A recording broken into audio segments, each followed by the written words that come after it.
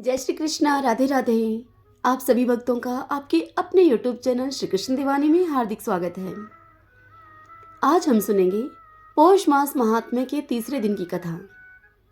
पिछले अध्याय की कथा में आप सभी ने सुना था कि सूत जी शौनक आदि ऋषियों से कहते हैं कि हे विप्रो, नारद जी ने भगवान नारायण से पूछा कि हे प्रभु, पौष माह में क्या करना चाहिए, स्नान कैसे करना चाहिए और दान क्या करना चाहिए, जप, पूजा और उपवास आदि के क्या साधन हैं।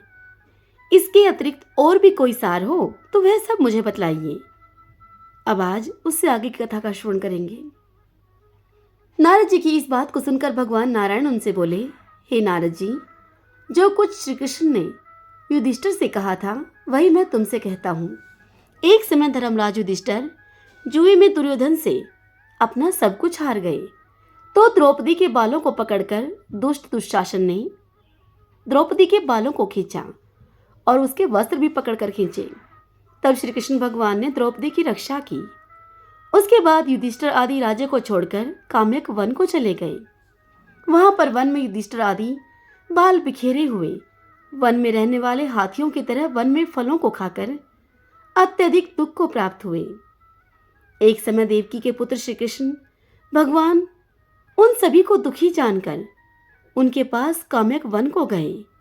उस समय युधिष्ठिर आदि श्री कृष्ण भगवान को देखकर ऐसे खुश हुए मानो कि उनकी देह में प्राण आ गए हों। वे बड़े ही प्रेम से उनसे मिले और श्री हरि के चरणों में, उनके चरण कमलों में उन सभी ने नमस्कार किया। द्रौपदी ने भी प्रणाम किया। राजा युधिष्ठिर को दुखी देखकर और ऐसे ही द्रौपदी को भी दुखी जानकर श्री कृष्ण भगवान भी अत्यधिक दुखी हुए। जब विश्वात्मा भक्तवत्सल भगवान ने दुर्योधन को भस्म करने के लिए कोप किया, तब मानो उनके करोड़ों काल कराल समान मुख से प्रलय काल की अग्नि दहक उठी हो। वे श्री कृष्ण अपने दांतों को पीसते हुए ऐसे लग रहे थे कि मानो त्रिलोकी को भी भस्म कर देंगे। इस प्रकार से भगवान श्री कृष्ण को क्रोध में भरा हुआ देखकर अर्जुन भय से कांप उठा।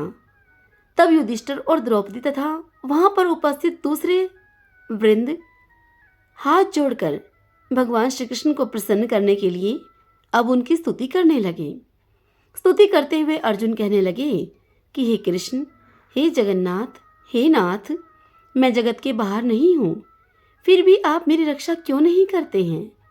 आप तो सारे जगत की रक्षा करने वाले हैं। जिसके नेत्र के गिरने से ब्रह्मा का पतन हो जाता है, जिनके कोप से क्या कुछ ना हो जाए, कोई कह नहीं सकता है। हे तात, हे जगतपते, इस संहार करने वाले क्रोध को आप हरो। आपकी क्रोध से संसार में प्रलय हो जाएगी।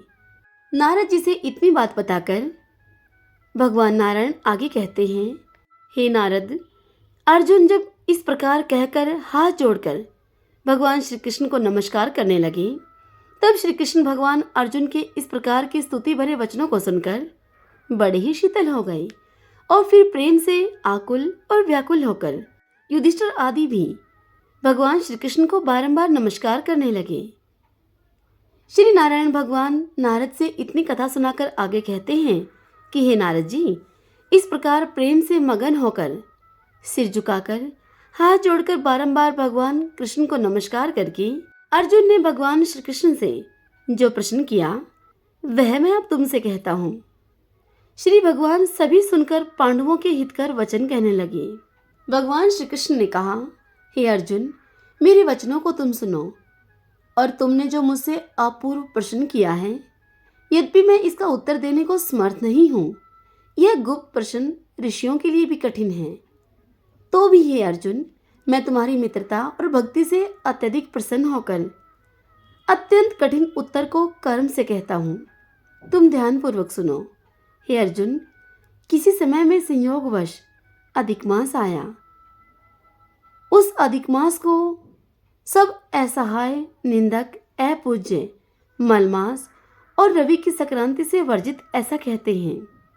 मल मीन्स गंदा। मलमास होने से स्पर्श करने के योग्य नहीं है। यह सभी कर्मों में निंदित है।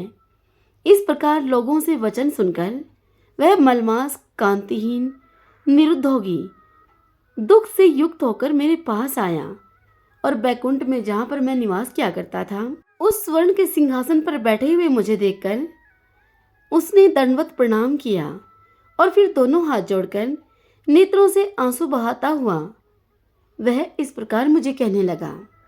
हरि ओम तत्सत। ओम नमो भगवते वासुदेवाय। ओम सूर्याय नमो नमः। भक्तजनों, आज की यह कथा आप सबको कैसी लगी? यदि पसंद आई हो तो इस वीडियो को लाइक करें, अपने अपनों के साथ शेयर करें और कमेंट बॉक्स में जय श्री कृष्णा लिखिए। यदि आपने अभी तक हमारे इस चैनल श्री कृष्ण दीवानी को सब्सक्राइब नहीं किया है तो आप अवश्य करें। हरे कृष्णा।